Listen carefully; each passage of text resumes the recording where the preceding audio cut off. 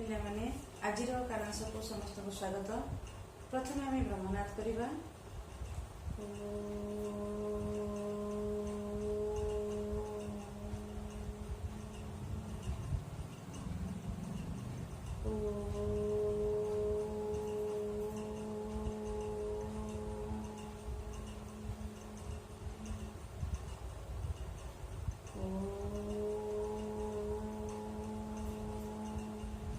शांति शांति शांति स्वस्थ। आज आम गोटे नुआ विषय पढ़ा। गोटे छोट गोटे कविता अंश टे पढ़ुची मैंने गाँची आ समस्त को शुणा। तोह परी क्षुद्र मुही तोह परी क्षणिक हसे बासे रसे सीना फुटी अच्छी अड़िक माटीरे मिशिबु तुही माटीरे मिशिबी मुही तथापिबु आत्माकुल नजीबरे मौड़ी तेणु आशा वही दिन काटे आरे गंग शिउड़ी आरे गंग शिउड़ी। ए कविताटी आमर कुंतला कुमारी सावत रचना कर। गंग शिउड़ी फूल जीवन बा तारी उपरे आधारित ए कविताटी। आम समस्ते गंग शिउड़ी फूल को देखीचे।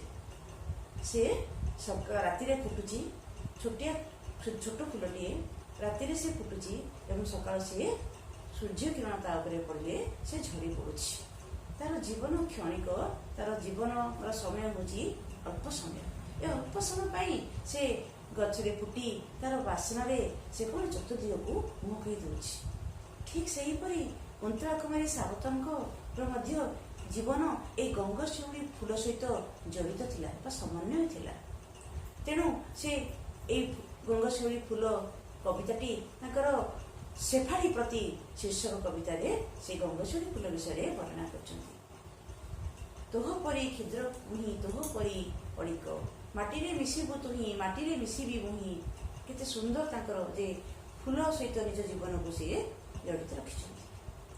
आमे आज से कुंतला कुमारी सावतंकर मनीष भाई कविताटी पढ़ा।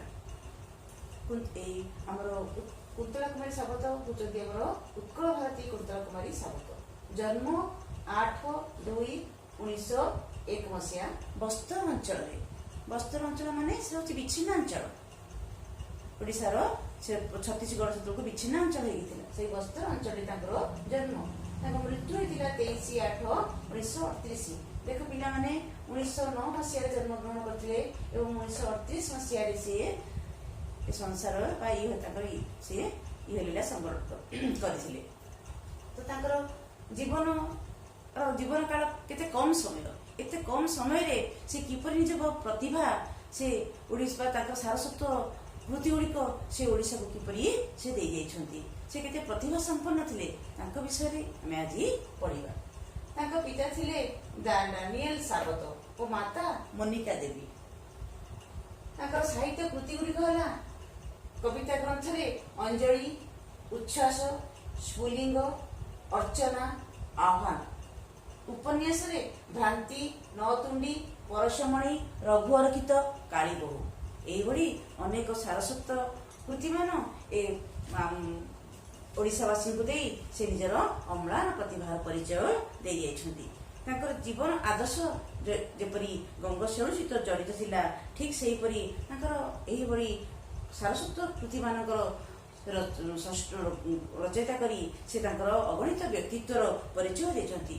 सारस्वत प्रतिभा से थिले अनन्य अधिकारी थिले से है। आमे देखिबा जे आज कविता मनीष भाई कविता से कौन वर्णना करछन्ति। मनीष भाई कविता कविंकर स्फुलिंग कवितारू आसी अछि। आमे देखिले मनीष भाई कविताटी आम कविंकर स्फुलिंग कवितारू आसी अछि।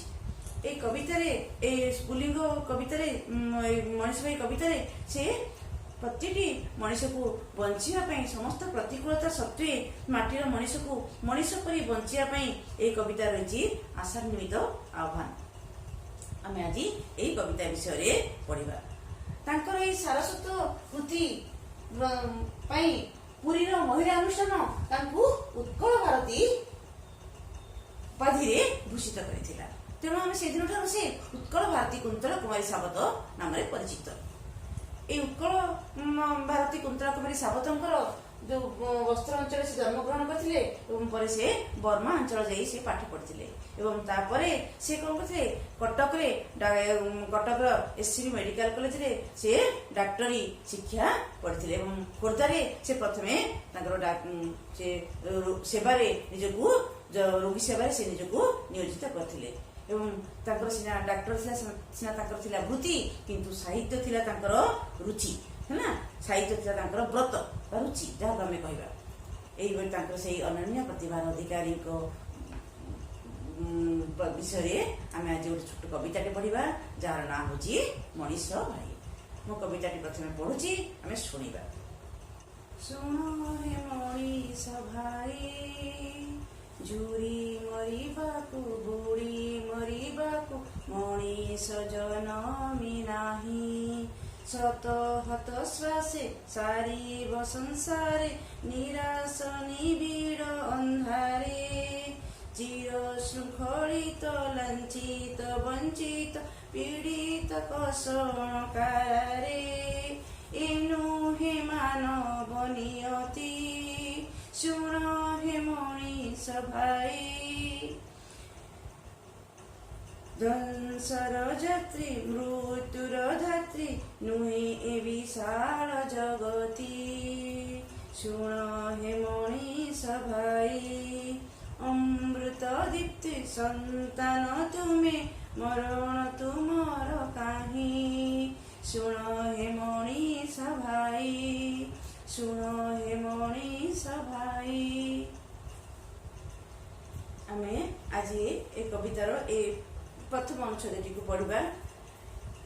कवि कुंतला कुमारी सावत ये कवितार समग्र मानव समाज को समग्र विश्ववासी को मनीष भाई बोली संबोधन करछंती।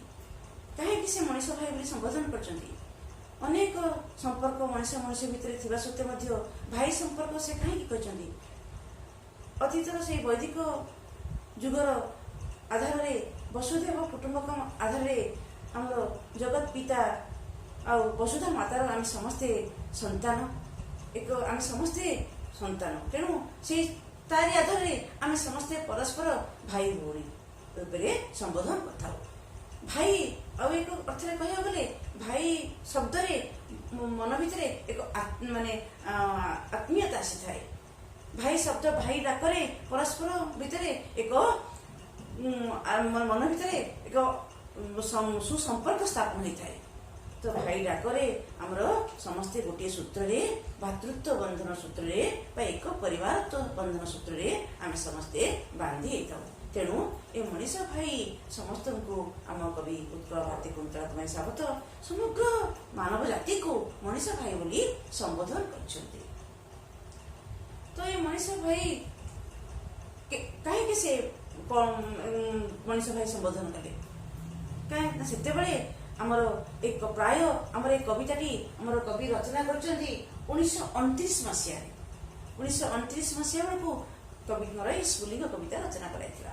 1803 मसीह भारत पराधीनता है इंग्रेज मान निकट से आम ओडिशा पराधीन होता एवं तापर 1866 मसीह नौक दुर्भिक्ष होता यह भितर ओडिशार इंग्रेज मान निकट पराधीन बा या नौक दुर्भिक्ष यही समय ओडिशार अर्थनैतिक आउ ओडिशार सामाजिक प्रति स्तर में लोक माने दुर्बल होते से पराधीनता एवं नौक दुर्भिक्षर जंत्रणा कष्ट मध्य पुणी ओडिशावासी जमीदार भ्रष्टाचारी स्वेच्छाचारी एमानकर पुंजीपति मानकर अत्याचार निरीह लोक मानू अतिष्ठ होता से बंचाई आउ इच्छा नथिला मृत्यु को एकमात्र पंथा बोली से ग्रहण करते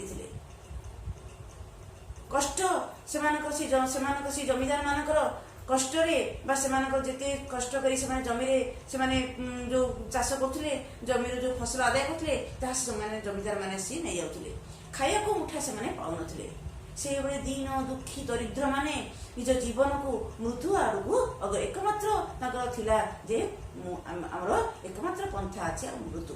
ଆଉ ଆମେ ମଣିଷ ଭଳିଆ ବଞ୍ଚିପାରିବୁ ନାହିଁ, ସ୍ୱାଭିମାନ ସହିତ ବଞ୍ଚିପାରିବୁ ନାହିଁ।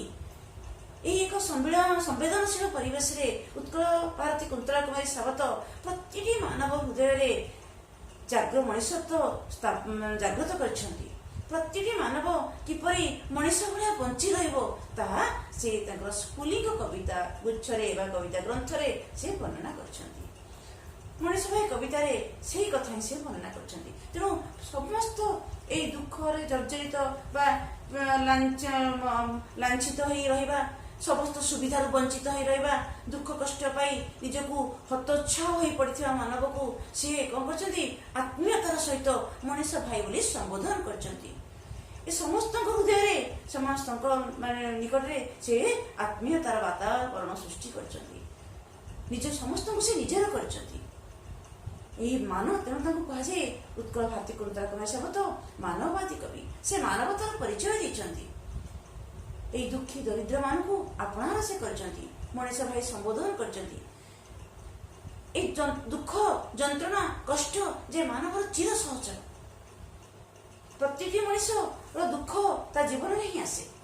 তেণু এই জমিদার মানଙ୍କର অত্যাচারে অতিষ্ঠ ନ ହୋଇ ମଣିଷ ପରି ବଞ୍ଚିବା ପାଇଁ ସେ ସେହି ନିରୀହ ଜନସାଧାରଣକୁ ଆହ୍ୱାନ ଦେଇଥିଲେ।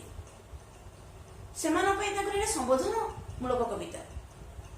ସେ ଦୁଃଖ ଯନ୍ତ୍ରଣାରେ ନିଜକୁ ସେଇ ଅତୀତର ସେଇ କଥାକୁ ମନେ ମନେ ଭାବି ଝୁରି ଝୁରି ଆଉ ସେଥିରେ ନିରାଶ ଭିତରେ ବୁଡ଼ି ରହି ମରିବା ପାଇଁ ମଣିଷର ଜନ୍ମ ନୁହେଁ, ମଣିଷର ଜନ୍ମର ସାର୍ଥକତାକୁ ସେ ପ୍ରତିପାଦନ କରିଛନ୍ତି। ଯେ ଭଗବାନଙ୍କ ସୃଷ୍ଟିରେ ମନୁଷ୍ୟ ହେଉଛି ଶ୍ରେଷ୍ଠ କୃତି।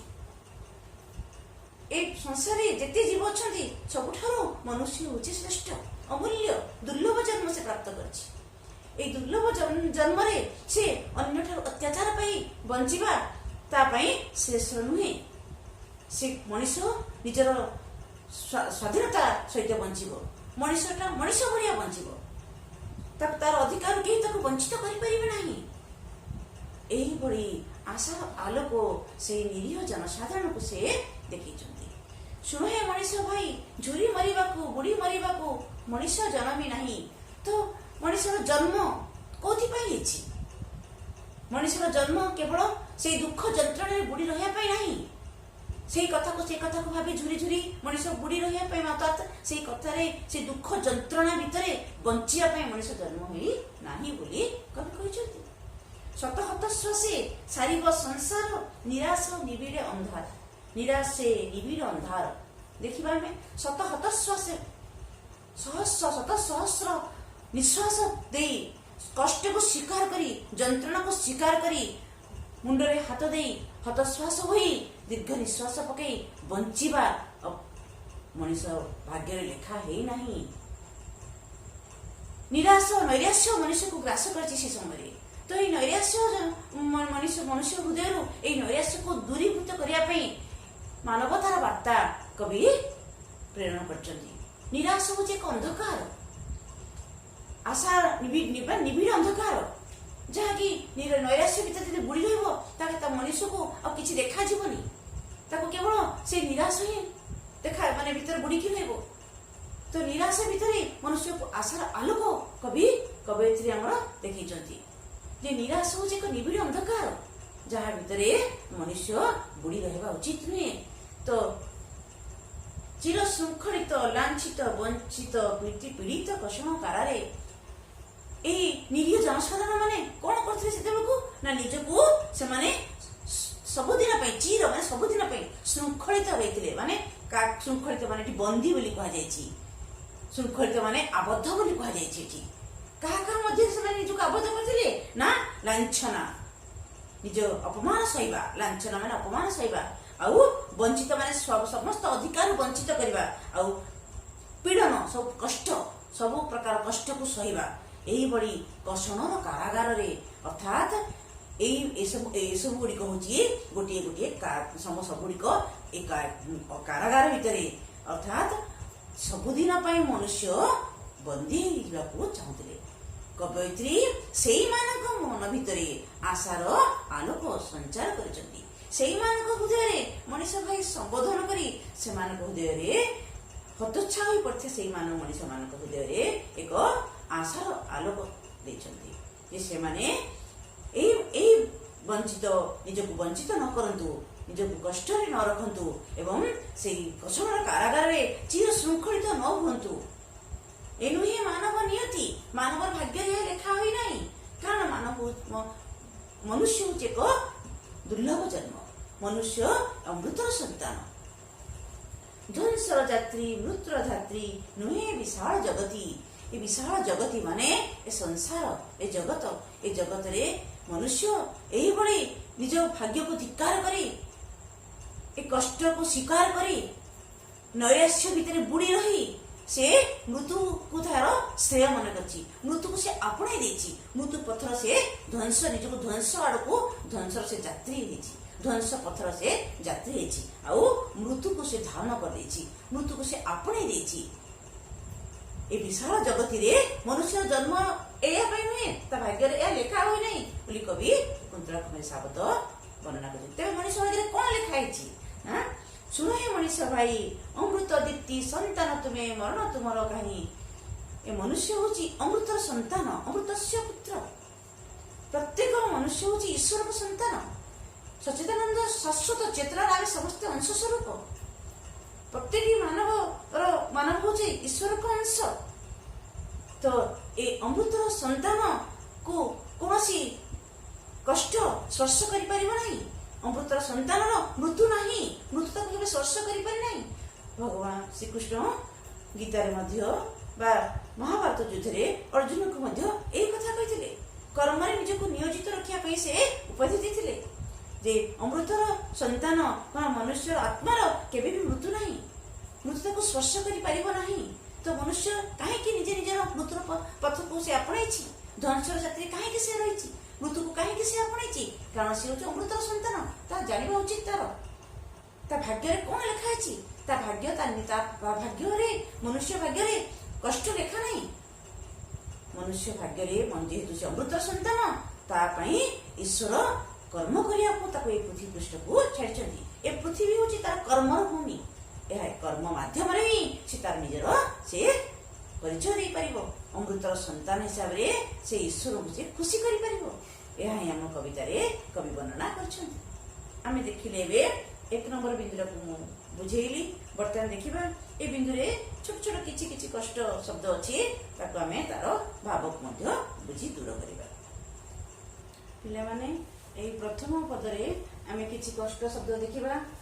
ଝୁରି ମରିବା, ମାନେ ମଣିଷ ଭାଇ କେମିତି ଝୁରି ମରିବା, ବୁଡ଼ି ମରିବା। ଝୁରି ମରିବା ଅର୍ଥ ଶୋକ କରିବା।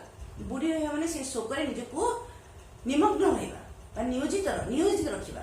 ସବୁବେଳେ ତାକୁ ସେଇ କଥା ଭାବିକି ଝୁରି ମରିବା ହଉଛି ଆମର ଝୁରି ମରିବା, ଶୋକ କରିବା। ନିରାଶ ମାନେ କହିଥିଲି ନୈରାଶ୍ୟ ଭାବ, ଆଶାହୀନ ଅବସ୍ଥା ଆମର ଯାହା କୁହାଯାଏ। ଲାଞ୍ଛିତ ମାନେ ଅପମାନିତ ହେବା। ଅନ୍ୟମାନଙ୍କ ଦ୍ୱାରା ମଣିଷ ମାନଙ୍କ ଭିତରେ ଆମ ଭାତୃତ୍ୱର ସମ୍ବନ୍ଧ ଥିବା ସତ୍ତ୍ୱେ ମଧ୍ୟ ଭ୍ରଷ୍ଟାଚାରୀ ମାନେ କିପରି ନିରୀହ ଜନସାଧାରଣଙ୍କୁ କଷ୍ଟ ଦେଇ ତାଙ୍କ ଜୀବନକୁ ଅତିଷ୍ଠ କରିଦଉଥିଲେ, ତାଙ୍କୁ ଅପମାନ କେମିତି କରୁଥିଲେ, ତାର ଅର୍ଥ ହଉଛି ଲାଞ୍ଛିତ ଅର୍ଥ ହଉଛି ଅପମାନ। ପୀଡ଼ିତ ମାନେ ଯନ୍ତ୍ରଣାଗ୍ରସ୍ତ, ନିଜର ପୀଡ଼ନରେ ସେମାନେ ବଞ୍ଚୁଥିଲେ। ସେ ଦୀନ ଦୁଃଖୀ ଦରିଦ୍ର ମାନେ ପୀଡ଼ନ ଅବସ୍ଥାରେ ବଞ୍ଚୁଥିଲେ। କାରାଗାର ମାନେ ବନ୍ଦୀ ଘର। ହତାଶ ଭାବରେ। ନିବିଡ଼ ଅର୍ଥ ହଉଛି ଘନ ଅନ୍ଧକାର, ଘନ। ବଞ୍ଚିତ ମାନେ ବାଦ ପଡ଼ିବା। ସମସ୍ତଙ୍କର ସବୁ ଅଧିକାର ସେମାନଙ୍କୁ ବଞ୍ଚିତ କରାଯାଇଥିଲା। ସେମାନେ ଯେମିତିକି ଖୁସିରେ ଆନନ୍ଦରେ ହସି ଖୁସି ବଞ୍ଚି ପାରିବେ ନାହିଁ, ସେଇଭଳି ସମସ୍ତ ପ୍ରକାର ଅଧିକାରରୁ ତାଙ୍କୁ ବଞ୍ଚିତ ରଖାଯାଇଥିଲା। କଷ୍ଟ ଥିଲା ତାଙ୍କର। ଆମର ନିୟତିର ଅର୍ଥ ହଉଛି ଭାଗ୍ୟ। ଧ୍ୱଂସର ଯାତ୍ରୀ ମାନେ ନଷ୍ଟର ପଥିକ। ଧ୍ୱଂସ ଆଡ଼କୁ ସେମାନେ କେମିତି ନିଜକୁ ନିଜେ ସେମାନେ ଧ୍ୱଂସ ପଥକୁ ନେଇଯାଇଥିଲେ। ଏବଂ ମୃତ୍ୟୁର ଧାତ୍ରୀ, ମୃତ୍ୟୁ ମାନେ ମରଣକୁ ସେମାନେ ନିଜର ସହଚର ବୋଲି କହିଥିଲେ। ଅମୃତ ଦୀପ୍ତି ମାନେ ଅମୃତର ତେଜ। ଅମୃତ ମାନେ ଈଶ୍ୱରଙ୍କର ଶାଶ୍ୱତ ମାନେ ସଚ୍ଚିଦାନନ୍ଦ ସ୍ୱରୂପ ଶାଶ୍ୱତ ଚେତନାର ମନୁଷ୍ୟ ହେଉଛି ଏକ ଅଂଶ ସ୍ୱରୂପ। ବିଶାଳ ଜଗତ ମାନେ ଏ ବିରାଟ ପୃଥିବୀ। କବି ଏ ବିରାଟ ବିଶାଳ ଜଗତରେ ମନୁଷ୍ୟର ସ୍ଥିତି ଆଉ ମନୁଷ୍ୟର କିପରି ଅମୃତର ସନ୍ତାନ ତାହା ବିଷୟରେ କବି ବର୍ଣ୍ଣନା କରିଛନ୍ତି। ମାନବ ଜନ୍ମର ସେ ମଧ୍ୟ ଏକ ପଂକ୍ତିରେ ମାନବ ଜନ୍ମର ବୈଶିଷ୍ଟ୍ୟକୁ ବା ତାଙ୍କର ଗୁରୁତ୍ୱକୁ ଆମ କବି ପ୍ରାଧାନ୍ୟ ଦେଇଛନ୍ତି। ତାଙ୍କ ମତରେ ଯେ ମାନବ ଜନ୍ମ ଯେ ସମସ୍ତ ପ୍ରାଣୀ ଜଗତରେ ସବୁଠାରୁ ଶ୍ରେଷ୍ଠ, ସବୁଠାରୁ ଦୁର୍ଲଭ ଜନ୍ମ ହେଉଛି ମଣିଷର, ଆଉ ତାର ଯଥାର୍ଥ ସ୍ୱରୂପ ଅବଗତ ତାକୁ କରାଇଛନ୍ତି। ଏହା ହେଉଛି ତାଙ୍କର ଉଦାର ମାନବିକତାର ସେ ପରିଚୟ ଦେଇଛନ୍ତି। କବିଙ୍କ ମତରେ ମନୁଷ୍ୟ ଦୁଃଖ ଯନ୍ତ୍ରଣା କଷ୍ଟରେ ଝୁରି ଝୁରି ବୁଡ଼ି ରହିବା ଏବଂ ପାଇଁ ତାର କଷ୍ଟରେ ସେ ନିଜକୁ ନୈରାଶ୍ୟର ଅନ୍ଧକାର ଭିତରେ ବୁଡ଼ି ରହିବା ପାଇଁ ତାର ଜନ୍ମ ନାହିଁ। ମାନବର ଜନ୍ମ ହେଉଛି ଶାଶ୍ୱତ, ପବିତ୍ର ଏବଂ କର୍ମଦୀପ୍ତ। ପ୍ରଖର ସେ ନିଜକୁ ସେ କର୍ମରେ ନିଜକୁ ନିୟୋଜିତ ରଖିଲେ ଏ ସବୁ ପ୍ରକାର ଯନ୍ତ୍ରଣାରୁ ସେ ମୁକ୍ତି ପାଇବ। ସେଥିପାଇଁ କର୍ମ ଏକମାତ୍ର ପନ୍ଥା। କର୍ମରେ ହିଁ ମାନବ ନିଜକୁ ନିୟୋଜିତ ରଖିବ। ଅମୃତର ସନ୍ତାନ ପାଇଁ ଏ ପୃଥିବୀ ହେଉଛି କର୍ମ କରିବା ପାଇଁ ଏକ ଶ୍ରେଷ୍ଠ ସ୍ଥାନ। ଏ ପୃଥିବୀରେ ମନୁଷ୍ୟ କର୍ମ କରି ହିଁ ନିଜର ସେ ଏକ ପରିଚୟ ପାଇପାରିବ।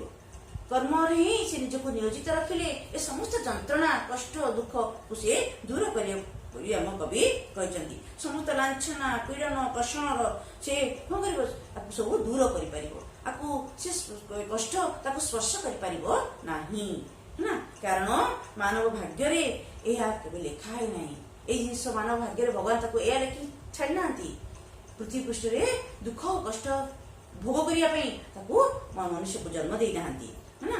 ଏଇଭଳି ଭାବେ ଅମୃତ ଦୀପ୍ତି ସନ୍ତାନ ସେ ହେଉଛି ଅମୃତ ଜ୍ୟୋତିରେ ଉଦ୍ଭାସିତ।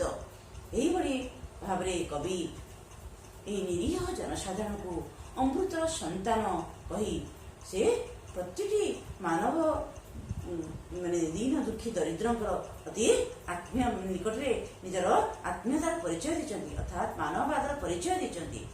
ଏହି ମାନବବାଦୀ କବି ଉତ୍କଳ ଭାରତୀ କୁନ୍ତଳା କୁମାରୀ ସାବତ। ଆଜି ଆମେ ତାଙ୍କର ଏଇ ପ୍ରଥମ ଗୋଟିଏ ଅନୁଚ୍ଛେଦ ପଢ଼ିଲେ, ଆଉ ଏହାର ପରବର୍ତ୍ତୀ କାଳାଂଶରେ ପୁଣି ଆମେ 2 ନମ୍ବର ପଦ ତାର ପଢ଼ିବା। এই যে প্রথম অনুচ্ছেদ তার প্রশ্ন শব্দ আর কবি পরিচয় উপরে মু কিছু প্রশ্ন দেবি, সে প্রশ্ন গুড়িক খাতারে লিখিবে, তার উত্তর বাহার করে খাতারে লিখিবে।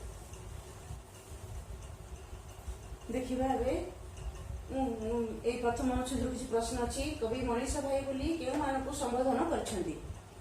দ্বিতীয় নম্বর প্রশ্ন, কেউ অনুষ্ঠান পক্ষরু তাঁকু উৎকল ভারতী উপাধি মিলিছিলা। কবিতাটি কবিଙ୍କର କେଉଁ ସଂକଳନରୁ ଗୃହୀତ? କବି ଅମୃତର ସନ୍ତାନ ବୋଲି କେଉଁମାନଙ୍କୁ କହିଛନ୍ତି? ମଣିଷ କେଉଁଥିପାଇଁ ଜନ୍ମ କରିନାହିଁ ବୋଲି କବି କହିଛନ୍ତି? ଏହି 5ଟି ପ୍ରଶ୍ନର ଉତ୍ତର ପ୍ରଶ୍ନ ଉତ୍ତର ଖାତାରେ ସମସ୍ତେ ତୁମେ ଲେଖିଦିଅ। ତାର ଉତ୍ତର ବହି ଭିତରେ ହିଁ ଅଛି, ବହି ଭିତରେ ବାହାର କରିକି ଲେଖ ଏବଂ ପରବର୍ତ୍ତୀ କାଳାଂଶରେ ମୁଁ ଅନ୍ୟ କିଛି ବୁଝେଇବି।